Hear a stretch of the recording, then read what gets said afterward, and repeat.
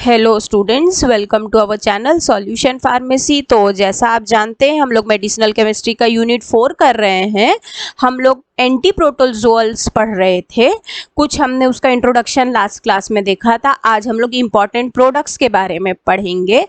तो हम जिस नोट्स से पढ़ा रहे हैं, अगर आपको ये नोट्स चाहिए हो तो प्लीज़ आप हमारा ऐप सॉल्यूशन फार्मेसी डाउनलोड कीजिए, वहाँ ये नोट्स अवेलेबल हैं। तो आइए हम लोग इम्पॉर्टेंट प्रोडक्ट स्टार्ट करते हैं। हमारा फर्स्ट प्रोडक्ट है मेट्रोनिडाजोल। इसका सिनोनिम होता है Flagyl. See this is the structure of metronidazole. आप यहाँ देखेंगे तो आपको एक इमिडाजोल की रिंग मिलेगी, तो ये आप याद रखने के लिए इजी होगा, एजोल इमिडाजोल, है ना। इसके बाद में यहाँ पर एक इथेनॉल का ग्रुप लगा हुआ है, मिथाइल ग्रुप लगा है, नाइट्रो ग्रुप लगा हुआ है। इसकी प्रॉपर्टीज कैसी हैं कि ये नाइट्रोमिडाजोल डेरिवेटिव है, वाइट या येलोइश कलर का क्रिस्टलाइन पाउडर है, वाटर में स्लाइटली सॉल्युबल है, एसीटोन में स्लाइटली सॉल्युबल है, अल्कोहल में स्लाइटली सॉल्युबल है और मिथाइलिन क्लोराइड में भी ये स्लाइटली सॉल्युबल है। इसके बाद इसका मैकेनिज्म ऑफ एक्शन ऐसा है कि ये लीवर में मेटाबोलाइज हो जाता है by the process of hydroxylation, oxidation and glucuronidation. ये मेटाबोलाइट्स जो हैं वो हमारी बॉडी में हाइड्रोक्सी मिथाइल मेट्रोनिडाजोल और मेट्रोनिडाजोल एसिटिक एसिड के फॉर्म पे कन्वर्ट होते हैं। अब जो भी अनआयोनाइज्ड मेट्रोनिडाजोल है, मतलब अनआयोनाइज्ड फॉर्म ऑफ मेट्रोनिडाजोल है, वो एनारोबिक माइक्रोब्स एब्जॉर्ब कर लेते हैं और उस एब्जॉर्प्शन से एक लो रिडॉक्स पोटेंशियल का डिफरेंस क्रिएट हो जाता है। अब जो रिड्यूस हो चुका मेट्रोनिडाजोल है वो डीएनए स्ट्रैंड्स को ब्रेक कर देता है। कौन से डीएनए के? जो प्रोटोजोआ का डीएनए है उसके स्ट्रैंड्स को तोड़ देता है। इसके बाद जो प्रोटोजोन्स हैं उनका डीएनए सिंथेसिस इनहिबिट हो जाता है और बैक्टीरिया का सेल ग्रोथ जो है वो भी इनहिबिट हो जाता है। इसका जो स्टोरेज है वो well closed air tight container है, प्रोटेक्टेड फ्रॉम लाइट। और इसका यूजेस ऐसा है कि ये एक anti infective anti protozoal agent है। इसका हम यूज करते हैं एमीबियासिस, वेजेनाइटिस और ट्राइकोमोनिसास में। ये ट्राइकोमोनिसास जो है वो एक तरीके का सेक्सुअली ट्रांसमिटेड डिजीज है जो कि पैरासाइट्स की वजह से होता है। इसके अलावा इस ड्रग का यूज किया जाता है ब्रेन के एब्सिसिस के ट्रीटमेंट में और साथ में ऑपरेशन होने के बाद अगर कोई वुंड हो गया है, कोई घाव हो गया है तो उसके इन्फेक्शन में। एडवर्स इफेक्ट्स क्या है? नोजिया, वॉमिटिंग, डायरिया, इसके बाद dark colour urine, hyper sensitivity. इसके बाद मेन एक चीज है जो वो है कि माउथ में मेटल का टेस्ट रह जाता है। माउथ का जो टेस्ट है वो गंदा मेटल जैसा फील होने लग जाता है, थोड़ा सा नॉन एक्सेप्टिंग टेस्ट होता है। हमारा सिंथेसिस शुरू होता है ग्लायोक्सल से। ये देखिए ग्लायोक्सल का स्ट्रक्चर, इसके साथ हम लोग ऐड करा रहे हैं 2 मॉलिक्यूल्स अमोनिया के। अपन अमोनिया को ऐसा 2 मॉलिक्यूल्स अलग अलग लिख लेते हैं और साथ में है एसीटल्डिहाइड CH3CHO, एसीटल्डिहाइड। इसका साइक्लाइजेशन होगा, ये सब आपस में जुड़ेंगे, एक रिंग जैसा फॉर्म करेंगे। तो ये जो 2 नाइट्रोजन है यही हमारी इमिडाजोल की रिंग बनाने के काम में आते हैं और ये जो CH3 है वो ये रहा। इसके साथ में हम लोग ऐड करेंगे HNO3 और H2SO4 और साथ में HNO3 में से रिलीज हो जाएगा NO2 ग्रुप। तो हमारे पास क्या क्या बच गया? H और O। और आप जानते हैं H2SO4 का काम क्या है? H2SO4 का काम होता है वाटर रिलीज करना, डिहाइड्रेशन कराना, है ना। तो OH है हमारे पास और इसकी वजह से एक और H मिल जाएगा तो वाटर बन के रिलीज हो जाएगा। वो और एक H हम लोगों को इमिडाजोल की जो रिंग बनी है उसके ये वाले पोर्शन से मिलेगा, बन गया वाटर। अब बच गया NO2 ग्रुप। ये NO2 हमने यहाँ पर अटैच कराया। जैसे NO2 अटैच हो जाएगा इसमें हम लोग ऐड कराएंगे NaOH और साथ में CH2CH2OH। अब आप देखो तो यहाँ आप N के साथ एक H पाओगे, ये H और ये वाला Cl क्या बाहर आया? HCl। अब आपके पास कौन बच गया? CH2CH2OH, N के साथ CH2CH2OH, CH3 NO2। ये ड्रग बन गया आपका मेट्रोनिडाजोल। सिलेबस में ड्रग है दैट इज टिनिडाजोल। देखिए ये टिनिडाजोल का स्ट्रक्चर है, इसका सिनोनिम है फेसिगियन। ये स्ट्रक्चर है, इसमें आप देख पा रहे हैं तो SO2 लगा हुआ है, तो ये हो गया इथाइल सल्फोनाइल। इसके बाद इसकी प्रॉपर्टीज ऐसी है कि ये एक मेट्रोनिडाजोल डेरिवेटिव है, ये एंटी ट्राइक्रोमल एजेंट है, वाइट या तो फिर पेल येलो कलर का क्रिस्टलाइन पाउडर होता है, वाटर में इनसॉल्युबल है, एसीटोन में सॉल्युबल है और मिथेनॉल में स्पेरिंगली सॉल्युबल है। इसके बाद इसका मैकेनिज्म ऑफ एक्शन कैसा है कि ये लीवर में मेटाबोलाइज हो जाता है by hydroxylation, oxidation and conjugation. यहाँ पर मेटाबॉलिज्म के बाद मेट्रोनिडाजोल ही ऑब्टेन होता है और साथ में नाइट्राइल एनायंस। अब जो नाइट्राइल एनायंस हैं उसके साथ हमको मिलता है NO2 ग्रुप। ये NO2 ग्रुप जो है वो आपका ferredoxin mediated electron transport system को रिड्यूस कराता है। जब ये ट्रांसपोर्ट सिस्टम रिड्यूस हो जाता है तो हमारा जो प्रोटोजोआ था उसकी एक्टिविटी कम होने लग जाती है और एंटी प्रोटोजोअल ड्रग की एक्टिविटी बढ़ने लग जाती है। इससे प्रोटोजोआ की एक्टिविटी कम होते होते उनका DNA स्ट्रैंड टूट जाता है और DNA स्ट्रैंड टूट जाता है तो अल्टीमेटली सेल की डेथ हो जाती है। इसका स्टोरेज कैसा है? Well closed air tight container protected from light. और यूज है इसका anti protozoal, anti amoebic, anti bacterial. इसके बाद में वेजाइनल इन्फेक्शन एंड गैड्रियासिस। एडवर्स इफेक्ट्स में है vertigo, ataxia, tongue discoloration, thirst, saliva जो है वो ज़्यादा प्रोड्यूस होगा, सलाइवेशन, फिर ड्राइनेस ऑफ माउथ, माउथ में कभी कभी ड्राइनेस भी ऑब्जर्व्ड है। इसके बाद हमारा जो थर्ड ड्रग सिलेबस में है दैट इज ऑर्निडाजोल।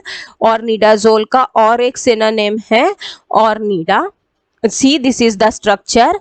यहाँ पर आपके पास इमिडाजोल की रिंग है, ये प्रोप की चेन। तो इसकी प्रॉपर्टी ऐसी है कि ये मेट्रोनिडाजोल जो है ये एक ब्रॉड स्पेक्ट्रम एक्टिविटी वाले कंपाउंड है। ये कलरलेस क्रिस्टलाइन पाउडर होते हैं, वाटर में स्लाइटली सॉल्युबल होते हैं और ये लॉन्गर ड्यूरेशन ऑफ एक्शन देते हैं एज कंपेयर टू मेट्रोनिडाजोल। इनका भी मेटाबॉलिज्म ऐसा ही है कि ये सीधे सीधे लीवर में मेटाबोलाइज होते हैं। या इसका जो नाइट्रो ग्रुप है वो सेम एक्शन देता है ferredoxin mediated electron transport system को रिड्यूस करने का। इससे जो फ्री रेडिकल जनरेट होता है वो रिस्पॉन्सिबल हो जाता है एंटी प्रोटोजोअल एक्टिविटी के लिए। इसके बाद DNA स्ट्रैंड ब्रेक हो जाता है और ये अल्टीमेटली सेल डेथ की तरफ चला जाता है। इसके बाद इसका स्टोरेज कैसा है? Well closed air tight container protected from light. Use anti protozoal है, एंटी बैक्टीरियल है। इसके बाद अमीबा डिसेंट्री में यूज होता है, बैक्टीरियल वेजेनाइटिस में, गैड्रियासिस, यूरिनरी ट्रैक इन्फेक्शंस में। एडवर्स इफेक्ट्स की अगर हम बात करें तो कंफ्यूजन, डिजीनेस, डायरिया, ये तो इसके एडवर्स इफेक्ट्स है। कुछ अलग एडवर्स इफेक्ट्स भी हैं, कुछ सीवियर वाले, जैसे सीजर्स, जो एपिलेप्टिक टेंडेंसी वाले सीजर्स होते हैं, दैट जॉइंडिस मतलब लीवर का disorder and bloody stools, stools के साथ में ब्लड भी बाहर जाएगा। इसके बाद नेक्स्ट हमारा जो ड्रग है हमारे सिलेबस में दैट इज डाइलॉक्सिनाइड। डाइलॉक्सिनाइड का और एक सिनोनिम होता है diloxanide furoate. See this is the structure. यहाँ पर कलरलेस कंपाउंड होता है, crystalline compound, slightly soluble in water. इसका मैकेनिज्म लीवर में होता है ग्लूकोरिनिडेशन से और इसका काम है कि ये ट्रोपोजॉइड्स को डिस्ट्रॉय कर देता है। किसके ट्रोपोजॉइड्स? जो एंटीमीबा हिस्टोलिका के ट्रोपोजाइड्स होते हैं उनको ये मार डालता है, किल कर देता है। तो लाइफ साइकिल को ब्रेक करना मेन इसका एक काम है। इसके बाद इसका स्टोरेज वही है, well close container protected from light. Usages है अमीबा का इन्फेक्शन और इंटेस्टाइनल अमीबियासिस। एडवर्स इफेक्ट है urticaria rashes, flatulence, nausea, difficulty in breathing, abdominal cramping and anorexia. रेक्सिया। इसके बाद में नेक्स्ट है हमारा जो 5th ड्रग सिलेबस में, दैट इज आइडोक्यूनॉल। ये आइडोक्यूनॉल का स्ट्रक्चर है, इसका और एक नाम है क्यूनोलिन या तो डाई आइडोहाइड्रोक्सीक्यूनोलिन। ये येलोइश व्हाइट क्रिस्टलाइन पाउडर है, ओडरलेस है, वाटर में इंसॉल्युबल है, स्पेरिंगली सॉल्युबल है अल्कोहल और ईथर में। इसका मेटाबॉलिज्म होता है लीवर में, और ये जो ड्रग है ये ट्रोपोजोइट्स को डिस्ट्रॉय कर देता है, किसके? एंटमीबा हिस्टोलिका के। इसका स्टोरेज कैसा है? Well closed air tight container, protected from light.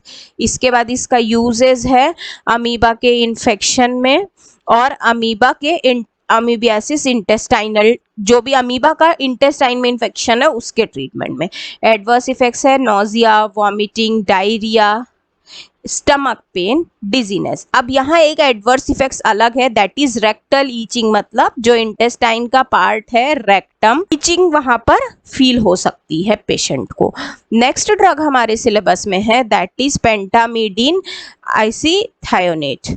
तो ये स्ट्रक्चर है इसका, ये भी वाइट कलर का, ऑलमोस्ट वाइट, ऑफ वाइट बोल सकते हैं, क्रिस्टलाइन पाउडर है, ओडरलेस होता है, बीटर टेस्ट, सॉल्युबल होता है वाटर में और अल्कोहल में। इसका भी मेटाबॉलिज्म जो है वो लीवर में ही होता है, और बेसिकली ये काम करता है कि जो प्रोटोजोआ का डीएनए बन रहा होता है उसके रिप्लिकेशन में इंटरफेयर कर जाता है। अब डीएनए का रिप्लिकेशन रुक जाता है और फर्दर प्रोसेस नहीं हो पाता। इसका स्टोरेज है well closed air tight container, protected from light, और यूज है निमोनोसाइटिस निमोनिया और लेशमैनियासिस। इसके बाद एडवर्स इफेक्ट्स है डायबिटीज मेलाइटस, स्टमक जो है वो अपसेट रहता है, loss of appetite, anorexia, nausea, vomiting and mouth का ड्राइनेस। इसके बाद नेक्स्ट जो ड्रग हमारे सिलेबस में है दैट इज एटवोक्यूनोन। तो ये इसका स्ट्रक्चर है, इसकी जो प्रॉपर्टी है वो ऐसी है कि ये एक एनालॉग है यूबीक्यूनोन्स का, और इसका और एक नाम है हाइड्रोक्सी नेफ्थोक्यूनोन। वाइट या ऑलमोस्ट वाइट क्रिस्टलाइन पाउडर है और वाटर में इंसॉल्युबल है। ये लीवर में मेटाबोलाइज हो जाता है और पिरिमिडीन के सिंथेसिस को इनहिबिट कर देता है, जिससे डीएनए जो है उसका बनना रुक जाता है और अल्टीमेटली प्रोटोजोआ की डेथ हो सकती है। और हो सकती है कि जब प्रोटोजोआ के जो रेस्पिरेटरी चेन है वो ब्रेक हो। रेस्पिरेटरी चेन किस प्रकार से ब्रेक होगा? तो जो माइटोकॉन्ड्रिया है उसके पास जो इलेक्ट्रॉन ट्रांसपोर्ट कॉम्प्लेक्स है उसको ये इनहिबिट कर देगा, उसको ये ब्लॉक कर देगा। तो इस ब्लॉकिंग की वजह से क्या होगा? प्रोटोजोआ को रेस्पिरेशन करते नहीं बनेगा। तो जब प्रोटोजोआ रेस्पायर नहीं कर पाएगा तो वो ऑटोमेटिकली मर जाएगा। इसके बाद इसका स्टोरेज जो है वो well closed air tight container है, प्रोटेक्टेड फ्रॉम लाइट। इसका यूजेस है bacterial pneumonia, then pneumocystis pneumonia, malaria. Adverse effects है nausea, vomiting, stomach pain, sweating, fever, diarrhoea. ये सब इसके एडवर्स इफेक्ट्स हैं। नेक्स्ट ड्रग हमारे सिलेबस में है एफ्लोरीथीन। एफ्लोरीथीन का ये स्ट्रक्चर है, ये white, almost white crystalline powder है, सॉल्युबल है वाटर में, और ये एक प्रिस्क्रिप्शन ड्रग है, that means over the counter without physicians prescription ये नहीं मिलेगा। जो मैकेनिज्म है वो क्या है? तो ये इरिवर्सिबली इनहिबिट करता है ऑर्निथिन डीकार्बोक्सिलेज को, क्योंकि ये जो डीकार्बोक्सिलेज वाला एंजाइम है ये एक एसेंशियल एंजाइम है, जरूरी एंजाइम है पॉलीअमीन बायोसिंथेसिस के लिए। अब जो एंजाइम मेन है वही अगर इनहिबिट हो गया, प्रोलिफरेशन रुक जाएगा। प्रोलिफरेशन रुक गया, अब डीएनए जो है वो और फर्दर रिप्लिकेट या कॉन्फर्म नहीं हो पाएगा। इससे क्या होगा कि जो सेल्स हैं वो किल हो जाएंगे। इसका जो स्टोरेज है वो वेल क्लोज कंटेनर है, प्रोटेक्टेड फ्रॉम लाइट। अब इसका यूज क्या है? तो विमेन्स के फेस पर अगर एक्सेसिव हेयर ग्रोथ होता है तो उस पर टॉपिकल रूट से लगाया जाता है। साथ में ये एंटी मलेरियल भी और एंटी नियोप्लास्टिक भी है। तो विमेन्स के फेस पर जो एक्सेसिव हेयर ग्रोथ होती है उसके लिए एक वर्ड होता है दैट इज फेशियल हिरेस्टेमा। इसके बाद एडवर्स इफेक्ट्स हैं एक्ने। ऐसा हेयर है जो अनग्रोन है, जो अभी पूरा उग नहीं पाया, बरीड हेयर जो है वहां पर एक स्वॉलन पैच जैसा बन जाएगा, रेड कलर का स्पॉट जैसा बनेगा, रैशेस हो सकते हैं, नॉर्मल हेयर लॉस हो सकते हैं, इचिंग, बर्निंग, ये सब कॉजेज हो सकते हैं। तो ये था स्टूडेंट्स कुछ इंपॉर्टेंट प्रोडक्ट्स, इंपॉर्टेंट ड्रग हमारे सिलेबस के अकॉर्डिंग जो एंटी प्रोटोजोअल कैटेगरी के अंदर आते हैं। आई होप आपको ये कंटेंट समझ में आया होगा। अगर आपको हमारा ये नोट्स चाहिए हैं तो प्लीज़ आप हमारा ऐप सॉल्यूशन फार्मेसी डाउनलोड कीजिए, वहाँ पर नोट्स अवेलेबल हैं। Till then thank you so much.